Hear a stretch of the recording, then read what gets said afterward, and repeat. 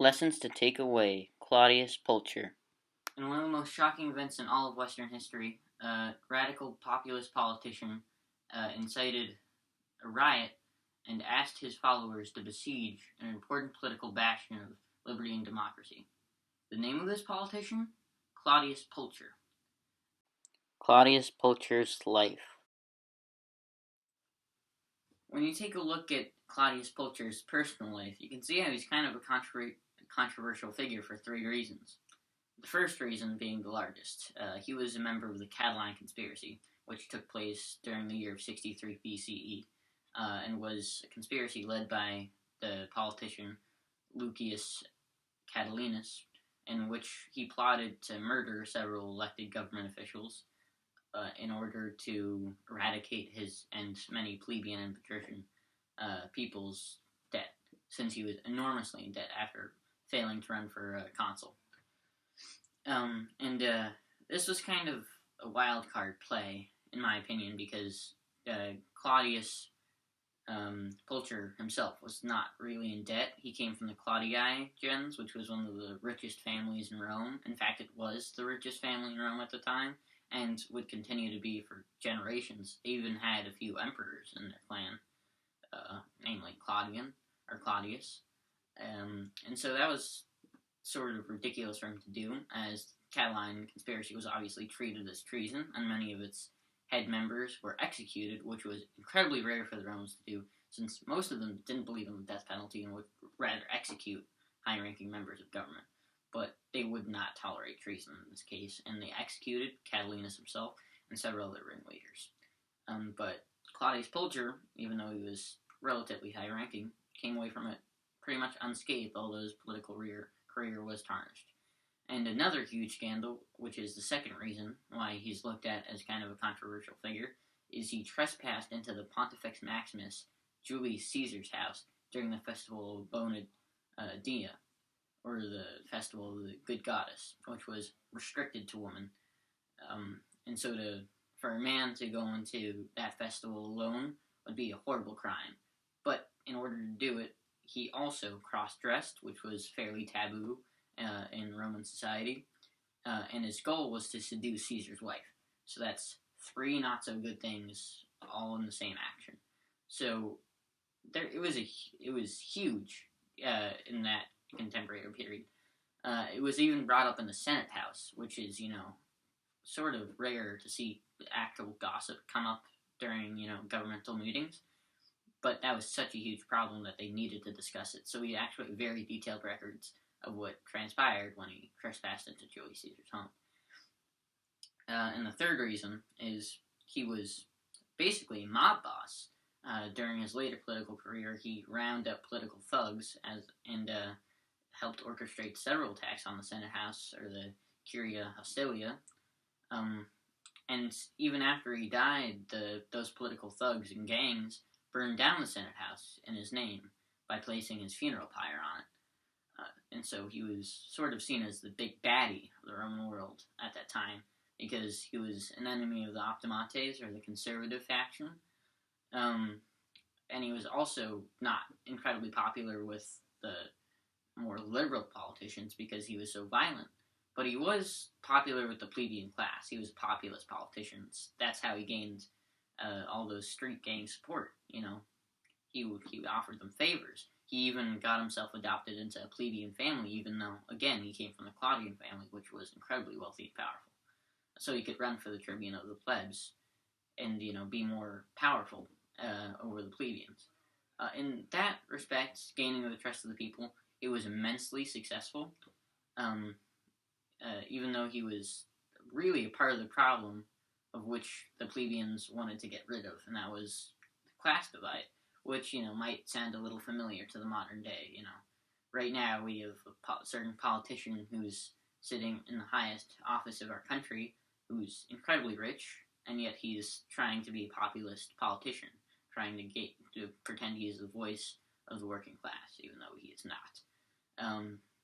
And so Clodius Pulcher was really a violent guy, and his reign of terror only stopped when another gang leader, this time a conservative gang leader, sicked his mob and his group of gangs on him and had him murdered in the streets on the Appian Way, which is a dramatic end for a dramatic character, in my opinion. But yeah, I mean, that's why he's seen as a controversial figure in history, and for good reason, too. He was basically a traitor to Roman values.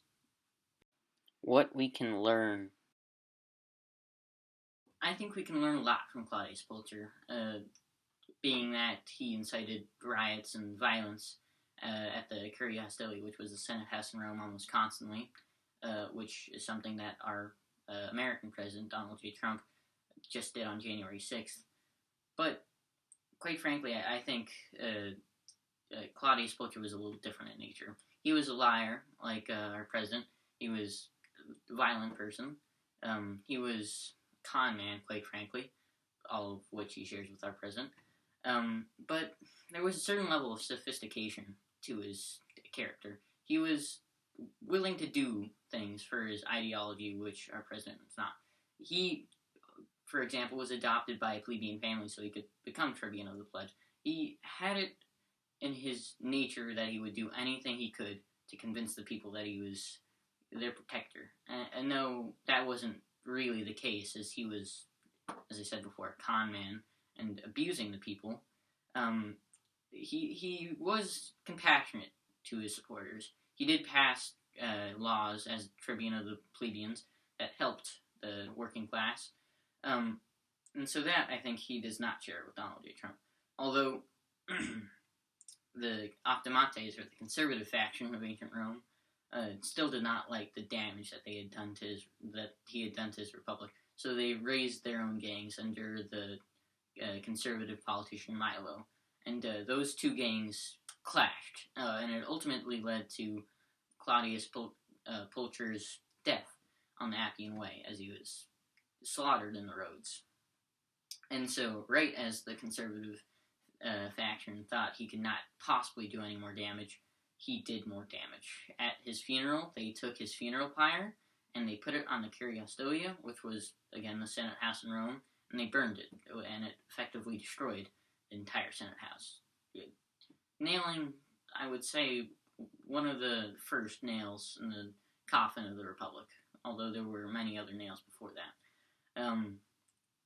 And so they totally destroyed the Senate House, but, they did it for the love of their politician, which they share in common with the rioters and terrorists who besieged the Capitol on January 6th. And though I do really like the comparison to Clodius Pulcher with the whole situation, considering our modern day, as the siege had just passed and the president is still in office, quite frankly, I think it's the wrong comparison, since the Romans had sophistication, and the barbarism which was displayed at the Capitol on Wednesday, that was unlike anything you would see any decent Roman politician doing. Frankly, I think the right comparison is comparing it to a Viking raid on a monastery. They were simply there to steal, to destroy, to violate a place thought inviolable. The capital and the bond between the capital, our Constitution, and the people is sacrosanct. And to violate it is the highest crime, in my opinion, as it was in the Roman period. And you would see that those who violated it in the Roman period were persecuted. They were exiled. They were executed, as in the Catalan conspiracy. You see that time and time again, only ending with Julius Caesar. And Donald J. Trump is not Julius Caesar.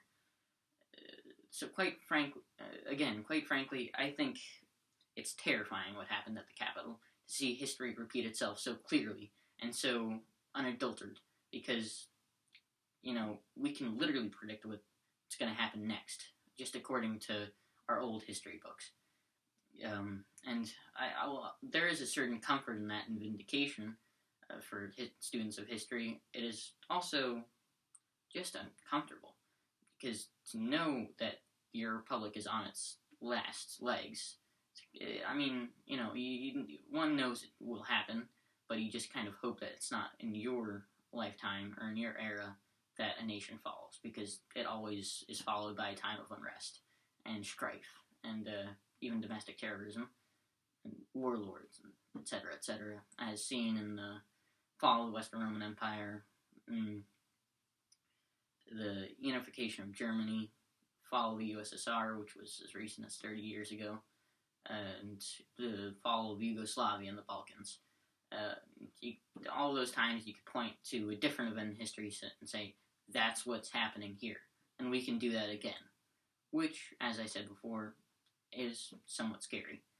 And so I'd like to end this point on a note of, well, we shouldn't be scared that our republic is falling. Since we have remodeled it, it's not totally modeled after the Romans, although it does share a fair bit in common. Although I do believe our republic will fall eventually, as has every republic and empire in the history of man, I don't think it's going to be in the next 100 years, or 200 even, because we have checks and balances. We have contradictions to tyranny. We don't have the dictatorial office. We don't have tribunates of plebeians. We don't have triumvirs. We don't share any of those in common. We don't engage in total war anymore. For the last 30, 40 years at least. And like the Romans, I think, to a point, the vast majority of our population is sophisticated, and we value literature and academia, but the other portion obviously does not, and I think that is deplorable. Alright, thank you for watching.